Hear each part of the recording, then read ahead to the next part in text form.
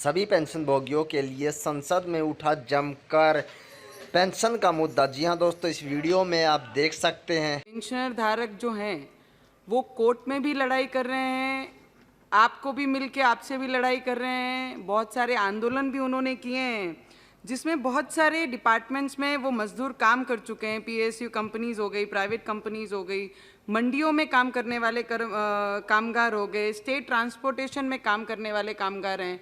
ऐसे बहुत सारे वर्कर हैं जिनकी पेंशन के लिए वो लेबर मिनिस्ट्री से बहुत सालों से बातचीत कर रहे हैं, अपने मुद्दे रख रहे हैं, अपने प्रॉब्लम्स रख रहे हैं। कोई 60 इयर्स हो गया है, कोई 65 हो गया है, कई लाख तो उसमें से जिनका निधन भी हो गया है। ऐसे लोगों ने अपनी अपनी प्रॉब्लम्स बहुत बार इनके पास रखी हुई है, वो सिर्फ अपना हक मांग रहे हैं। आज हम लेबर मिनिस्ट्री के द्वारा कामगारों के लिए बहुत अच्छा बिल लाए हैं। इस बिल को हम सपोर्ट भी करते हैं और सपोर्ट करना भी चाहिए, क्योंकि मजदूरों के वजह से आज देश में जितने भी बड़ी कंपनियां, जितने भी मजदूर काम कर रहे हैं, शायद उनके वजह से बड़े बड़े उद्योग आज मजबूत हो सके हैं। तो इसलिए ये ऐसे बिल लाना बहुत ज़रूरी है और इनके लिए फैसिलिटीज़ जो ला रहे हैं, मेडिकल फैसिलिटीज़ हो, इनके सिक्योरिटी की फैसिलिटीज़ हो, इनके जो भी केस कोर्ट में चलते हैं या फिर डिस्ट्रिक्ट लेवल पे केस चलते हैं, उसके लिए ये केस ऐसे बिल लाना बहुत ज़रूरी है। और मैं आपसे विनंती करूंगी अध्यक्ष महोदय, आपके माध्यम से मंत्री महोदय को, जिन पेंशनरों को महीने के 100 से लेके 500 रुपये पेंशन मिलती है, मुझे आप बताइए कि 500 रुपये में, 100 रुपये में, 200 रुपये में, 350 रुपये में उनके दोनों बुजुर्गों का क्या गुजारा हो सकता है?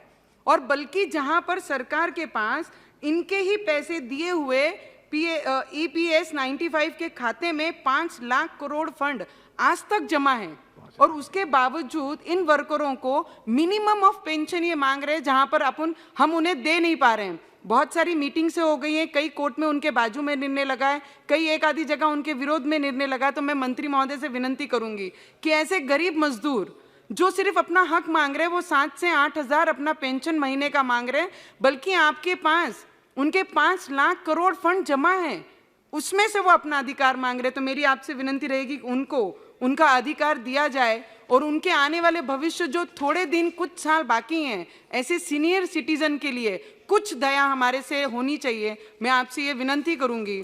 और अध्यक्ष महोदय, बहुत इंपॉर्टेंट मुद्दा है, और भारतीय एकजुट कामगार संगठन का भी जीवीके कंपनी के द्वारा जिन्होंने काम किया, उनके बहुत सारे रकम ये कंपनी में बकाया है। और ऐसे कामगार हैं जिनको अपने स्कूल के बच्चों का भी कोई भी फीस भरने के लिए पैसे नहीं है, अपना जीवन रोजाना करने के लिए भी पैसे नहीं है। और ऐसे कामगारों के लिए एक और विनंती आपके माध्यम से PM साहब को करूंगी, जितने भी लेबर हमारे इस देश में रहते हैं, उन्हें हर लेबर को ये प्राइम मिनिस्टर आवास योजना जो है, घरकुल की, घर की, उन्हें इसमें ऐड करके हर लेबर को उन्हें घर दिया जाए, घर प्रोवाइड किया जाए, इतनी आपसे विनंती है। और एक, जब ऑनर और कंपनी में काम करने वाले लेबरों की जब लड़ाई होती है या यूनियन कोई डिमांड करती है, लेबर कुछ डिमांड करती है, जब वो कोर्ट में जाते हैं, कोर्ट में जाने के बाद वो लेबर को वो कंपनी उस वक्त से उनकी सैलरी देना बंद कर देती है।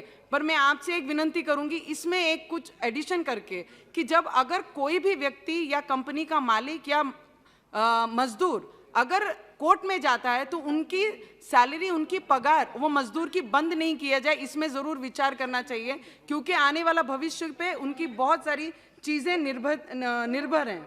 और जब लेबर एक आधी कंपनी में 15 से 20 साल काम करता है, वो अपना पूरा भविष्य, अपनी पूरी जवानी, अपनी पूरी मेहनत, पूरा खून वो कंपनी को बड़ा करने में लगा देता है। तो मेरी आपसे विनंती रहेगी, जो मजदूरी कर रहा है, उनके बच्चे जिनका भविष्य उस कंपनी पे, उस पगार पे निर्भर है, ऐसे गरीब मजदूरों के बच्चों के लिए वो कंपनियां उनको स्कॉलरशिप दी जाए, ना कि लेबर का बच्चा सिर्फ लेबर ही बने, मजदूर का बच्चा मजदूर बने, वो डॉक्टर बने।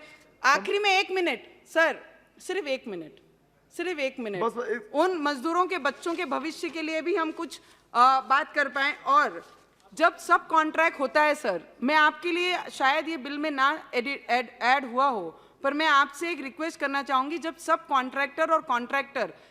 कॉन्ट्रैक्टर मजदूरों को अपने तरफ से कंपनियों में लगाता है या कोई भी गवर्नमेंट में इसमें लगाता है कॉन्ट्रैक्ट बेस पे, तो उसमें से अगर 500 रुपया किसी के ऑन पेपर्स अगर रिकॉर्ड में 500 रुपीज पर डे है या 350 रुपया है, उसे वो पहले ही लिखवा के ले लेता है कि हम इतना आपको देंगे और आपने इसमें लिख के देना, आपको इतनी सैलरी जो लिखी हुई है ऑन पेपर वो आपको दे रहे हैं। तो ऐसे सब कॉन्ट्रैक्टर के जितने भी केस ये लोकल लेवल पे चलते हैं, कामगार कमिश्नर के यहाँ पे चलते हैं, तो उन्हें 5 साल 4 साल लगते हैं। उसमें हमने कुछ तो लाना चाहिए कि उसका एक टाइम श्री लिमिट फिक्स होना हनुमान चाहिए बेनीवाल जी। कि उस पे काम हो।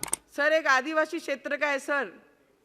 अध्यक्ष महोदय जी, सभापति महोदय, अध्यक्ष महोदय जी, आखिरी सभापति 30 महोदय। बहुत सेकंड, समय हो गया है, आखिरी का 30 2 सेकंड। वाक्य बोलिए आखिर के प्लीज, आखिरी का 30 सेकंड है। डोंट इलैबोरेट, सीधे वाक्य बोलिए ये बस। हमारे आदिवासी क्षेत्र से बिलोंग करता है, जहाँ पे प्लांटिंग और गार्डनिंग का जो बिल हम लाए हैं, वहाँ पर मैक्सिमम जो हमारे आदिवासी क्षेत्र में रहते हैं वहाँ पे पूरा फॉरेस्ट डेन एरिया है, वहाँ पर आदिवासी फॉरेस्ट के अंडर में काम करते हैं। उनकी सिक्योरिटी के लिए, उनके मेडिकल के लिए, उनके फैसिलिटी के लिए जो आपने ये बिल लाया है उसका हम सपोर्ट करते हैं, पर उसके साथ आपके माध्यम से जो कामगार वहाँ से लेके MP में श्री जाने हनुमान के लिए